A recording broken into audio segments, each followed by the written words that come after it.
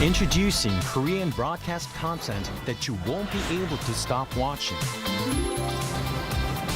For weary modern souls, Dr. Romantic, the quirky genius doctor of Puldam Hospital, prescribes heartwarming tales of humanity. A couple together for 7 years sees their rose-tinted glasses shatter. Can they keep their relationship alive? Discover the raw stories of youth, work, and love. Beyond what social media can show, experience the vibrant Korea through its hidden gems. Mama, the ultimate K-pop festival for global fans. Find your star in a feast of trendy music and electrifying performances. Now, the whole world enjoys it together.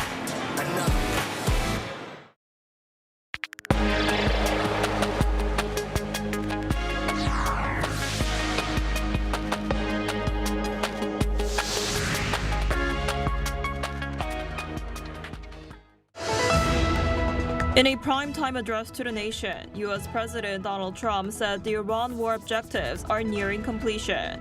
He added that the U.S. operation will continue until all objectives are met, and suggested that the American military could meet its estimated timeline for concluding operations within 2 to 3 weeks. As gasoline prices continue to rise, the government will tighten vehicle restrictions in the public sector from next Wednesday, introducing a 2-day rotation system. And starting today, the National Energy Crisis Alert has been raised to its second highest level. Also addressing concerns from the Middle East war, President Lee Jae-myung will deliver a speech today for the passage of the government's supplementary budget. He's expected to ask for bipartisan support on the extra budget, worth around 26 trillion Korean won, or roughly $17 billion. Hello and thanks for joining us on Arirang News. In his primetime address just a few hours ago, U.S. President Donald Trump said the war in Iran could end within weeks, amid conflicting claims between Washington and Tehran, raising new questions about where the war is headed. Our Buniran starts us off. Thanks to the progress we've made, I can say tonight that we are on track to complete all of America's military objectives shortly, very shortly. We're going to hit them extremely hard over the next 2 to 3 weeks. In his primetime address on Wednesday, U.S. President Donald Trump touted the progress made by Operation Epic Fury in disabling Iran's Navy, weapons factories, and missile and drone operations. He added that the U.S. operation will continue until all his objectives are met, saying that there could be severe economic pain and instability unless it is guaranteed that Iran does not obtain a nuclear weapon. Speaking on America's role in the conflict, Trump said the military action is not aimed at securing resources like oil, but at supporting U.S. allies, emphasizing that the U.S. no longer depends on the Middle East for energy. Ahead of this speech, Tehran had firmly denied Trump's claim that Iran is seeking a ceasefire. In a social media post on Wednesday, Trump said Iran's new regime president, whom he did not name, had requested a ceasefire, suggesting that any pause in fighting would depend on the reopening of the Strait of Hormuz, a choke point for global energy supplies. He paired that claim with a warning of heavy strikes if conditions aren't met. But Tehran quickly pushed back. Its foreign ministry dismissed the statement as false and baseless, while the Islamic Revolutionary Guard Corps insisted the strategic waterway remains firmly under Iranian control and would not be reopened under pressure from Washington. That denial was followed by a direct appeal from Iran's president, who published a letter addressed to the American people just hours before Trump's scheduled address. In it, he questioned the justification for the war and argued that Iran poses no threat to warrant such military action against it. He emphasized that Tehran's actions are rooted in self-defense and suggested the United States is acting on behalf of Israel rather than its own national interest. The letter also underscored that Iran holds no hostility towards ordinary Americans, even as the conflict intensifies. Trump on Wednesday also questioned why the U.S. should secure the Strait of Hormuz, suggesting countries like South Korea, Japan, China, and European nations, which rely heavily on the route, should take on that responsibility instead. Moon Hae-ryun, Arirang News. A continuing shutdown of the Strait of Hormuz is sending shockwaves through oil markets. Fuel prices are climbing fast, and the impact is hitting consumers directly. For more, we go live to our correspondent Kim Junong, who's standing by at a gas station in Seoul. Junong, could you elaborate on the situation for us? Yes, Eunji, I'm standing at a gas station here in Seoul. And even though this place offers lower prices than nearby stations, gasoline and diesel are both in the 1,981 range, approximately $1 and 31 cents per liter. Just a few days ago, this gas station was crowded with drivers lining up to fill their cars. But with fuel prices continuing to climb, the atmosphere is noticeably quieter today. Staff here say the numbers of customers has dropped sharply since last Saturday, since the government's new price cap came into effect. Drivers we managed to speak to say the steady price hikes are becoming harder to ignore. Let's take a listen. I'm trying to minimize how often I fill up my car, and if it's not really necessary, I use public transportation instead. I also run a restaurant, and it's not just the cost of gas. Ingredient prices have gone up as well, so it's really tough to run a business these days. I stop by this gas station on my commute because it's usually the cheapest in the area. But even here, prices have jumped a lot today. Fuel prices in South Korea have been steadily rising over the past week. Today, the nationwide average for gasoline is 1,913 won per liter, an increase of more than 5% compared to a week ago. In Seoul, prices are even higher, at 1,558 won per liter on average. This comes after the government rolled out the second round of its price cap last Friday. The Ministry of Trade, Industry and Resources raised the ceiling by 210 won for both gasoline and diesel in response to rising global oil prices. And given a delay of about 2 to 3 weeks before global price changes are reflected at local pumps, prices here are likely to keep rising for now, regardless of short-term moves in global oil markets. I see. That certainly sounds very concerning. And with the situation escalating right now, the government has raised its alert level for crude oil, right? What does that actually involve? Right, so the government announced yesterday that it would upgrade the energy security alert for crude oil to the second highest level, which actually took effect at tonight. The system has 4 levels based on the severity of the crisis and its impact on daily life and the economy. Since the onset of the Middle East conflict, the alert has been raised in set stages roughly every 2 weeks. The latest move reflects growing concerns over potential supply disruptions. At this elevated level, the government will fully activate its emergency response measures, including securing alternative supplies that bypass the Strait of Hormuz and increasing overseas inflows. At the same time, the government is calling on the public to use less energy. Starting next week, the public sector's vehicle rotation will be tightened from a 5-day to a 2-day system, with an odd-even schedule based on the last digit of a vehicle's license plate. The existing 5-day rotation, which has been in effect since last Wednesday, will remain voluntary for the private sector. That's all I have for now. And back to you, Eunji. All right, Junong, thank you for the wrap-up. We appreciate it. Consumer prices in South Korea rose to 2.2% in March, up for the first time since January on the back of higher oil prices triggered by the Middle East conflict. According to the Ministry of Data and Statistics this morning, the price of petroleum products surged by just under 10% compared to the year before, marking the fastest rise since October 2022 when the war in Ukraine began. Falling prices for agricultural goods helped ease overall inflation, with the index measuring prices for fresh food falling by more than 6%. Inflation in South Korea had held steady at 2% in both January and February. Meanwhile, President Lee Jae-myung will deliver a speech today for the passage of the government's supplementary budget drawn up in response to the Middle East war. He's expected to outline the uses of the extra budget of around 26 trillion won, or some $17 billion, and ask for bipartisan support to ensure its swift approval. The budget includes funding to help alleviate high fuel costs, including cash assistance and support for the fuel price cap.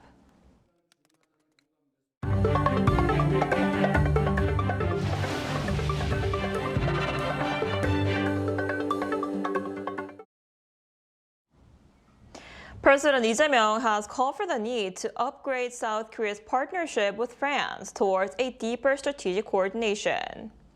In a contribution to French daily Le Figaro, published on Thursday, President Lee stressed the need to bolster bilateral cooperation on AI, nuclear energy, hydrogen, and space technologies, amid increasing global uncertainties.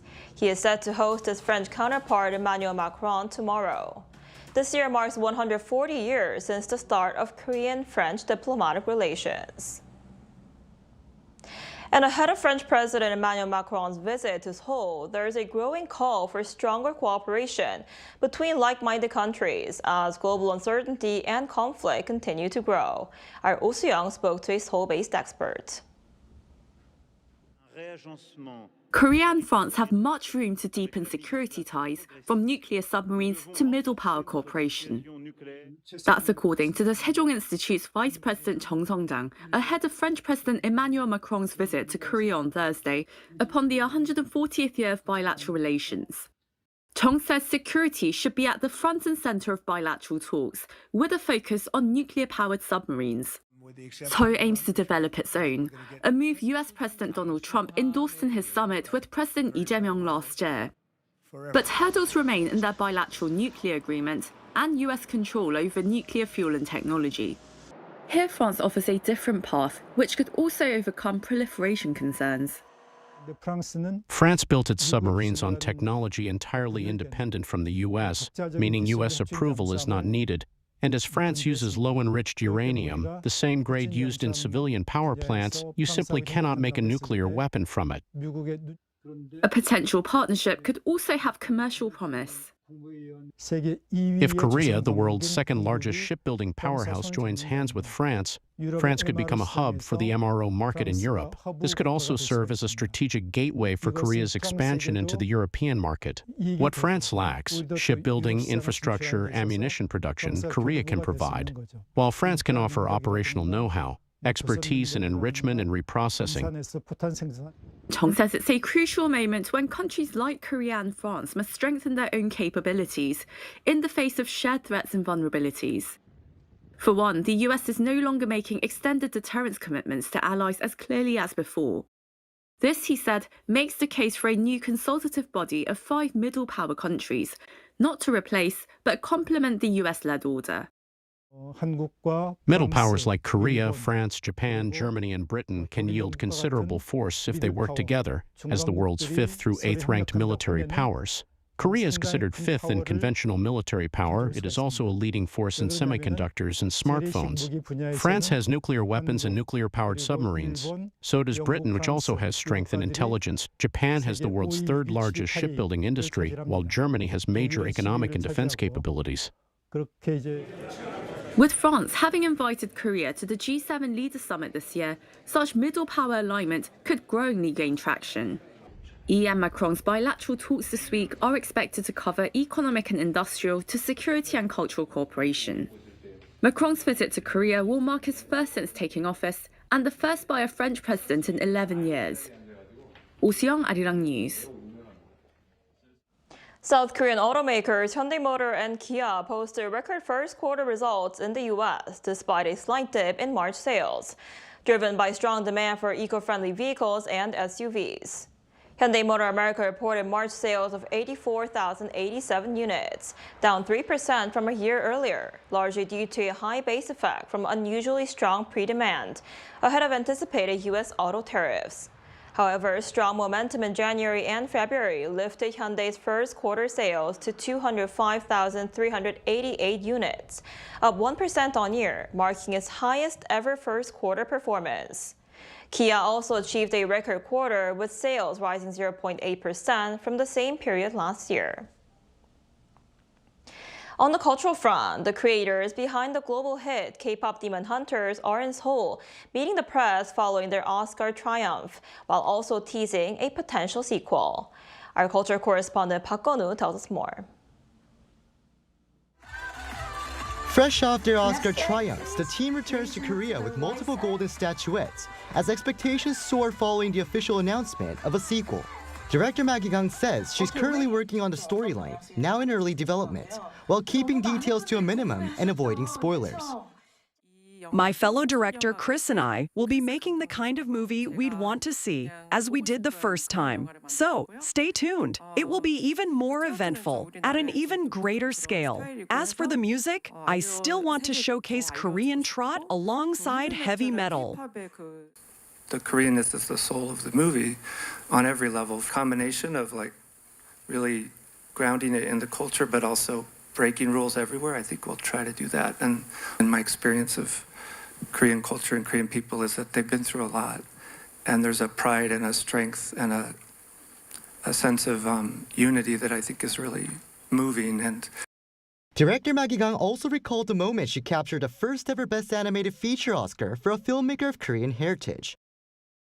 I have felt this as a Korean myself, not feeling completely Korean. And now that we have reached this kind of a global market, especially in entertainment, I do think a lot of us, like myself and EJ, who kind of are skirting both cultures, we are the ones who will be bridging that gap between cultures, whether it's Korean or not.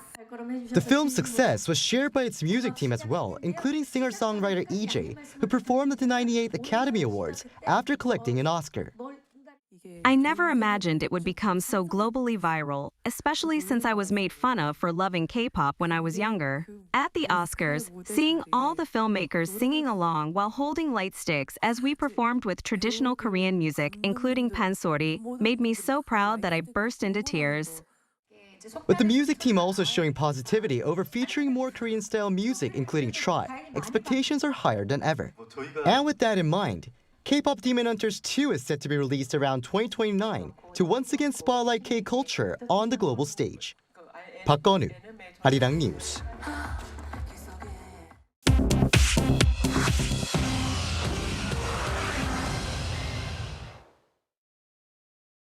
This is The World Now, bringing you everything you need to know from around the globe.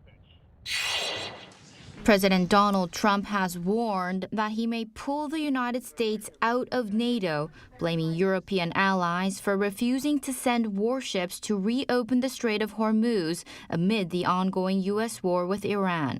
Speaking to Reuters on Wednesday, Trump said he would address the nation to express his disgust with NATO, confirming he was absolutely considering withdrawal. Hours earlier, Defense Secretary Pete Hegseth declined to reaffirm U.S. commitment to Article 5, the core guarantee that an attack on one NATO member is an attack on all. Other NATO members responded to the comments. Poland urged calm and said there is no NATO without the United States. Germany reaffirmed its commitment to the alliance, and UK Prime Minister Keir Starmer said London would strengthen economic and defense ties with Europe, regardless of Washington's next move. Security analysts warn that repeated U.S. threats against the alliance give Russia grounds to test whether collective defense commitments still hold. The United States on Wednesday lifted sanctions against Venezuelan interim President Delcy Rodriguez. This clears the way for her government to reclaim control of Venezuela's state-owned oil assets in the U.S., including refiner Citgo Petroleum. The Rodriguez government is reportedly already preparing to take over the boards of Venezuela's U.S.-based oil subsidiaries, assets that opposition-appointed supervisors have controlled since 2019. Rodriguez called the decision a step toward normalizing relations and urged Washington to lift all remaining sanctions on Venezuela. Since U.S. forces seized former President Nicolas Maduro in a raid at the start of the year, Washington has formally recognized Rodriguez as Venezuela's leader, sent cabinet officials to Caracas alongside potential investors, and reached an agreement for the U.S. to purchase Venezuelan oil. For the first time in U.S. history, a sitting president walked into the Supreme Court to watch his own policy go on trial. President Donald Trump sat in the courtroom on Wednesday as justices challenged the legal foundation of his executive order to restrict birthright citizenship. Chief Justice John Roberts called the administration's reading of the 14th Amendment code quirky. Justice Neil Gorsuch, a Trump appointee, said the government's position was difficult to square with an 1898 Supreme Court precedent on birthright citizenship. The court is expected to rule on the case by end of June. NASA's Artemis II mission lifted off from Kennedy Space Center in Florida on Wednesday. The 10-day journey around the moon will send humans deeper into space than ever before. NASA astronauts Reed Wiseman, Victor Glover, and Christina Koch, along with Canadian astronaut Jeremy Hansen, lifted off just before sunset aboard the Space Launch System rocket. 3.5 hours into flight, the crew will take manual control of the Orion capsule to test the steering and maneuverability. That is the first of dozens of test objectives planned throughout the mission. Artemis II is a critical step toward NASA's first crewed lunar landing since 1972, which the agency targets for 2028. Chu Ji-hyun, Arirang News.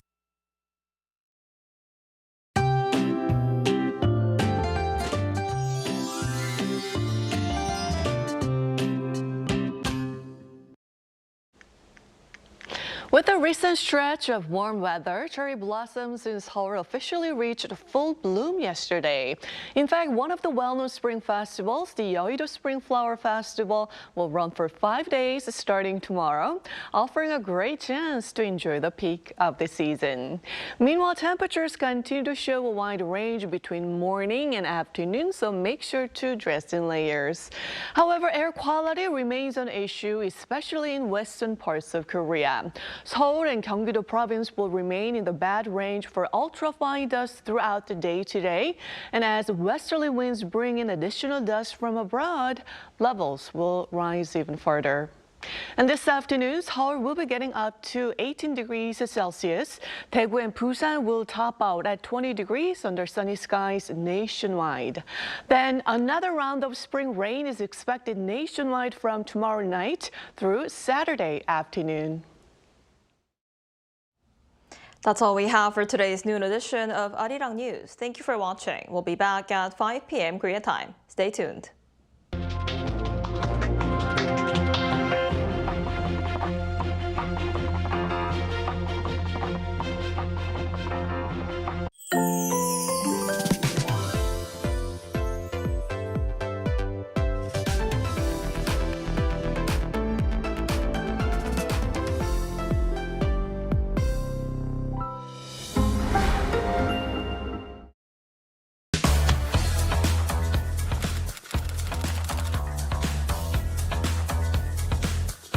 Time to set the facts straight. Get Korea right. K-culture is sweeping the globe. K-pop, K-drama, K-movie, K-food,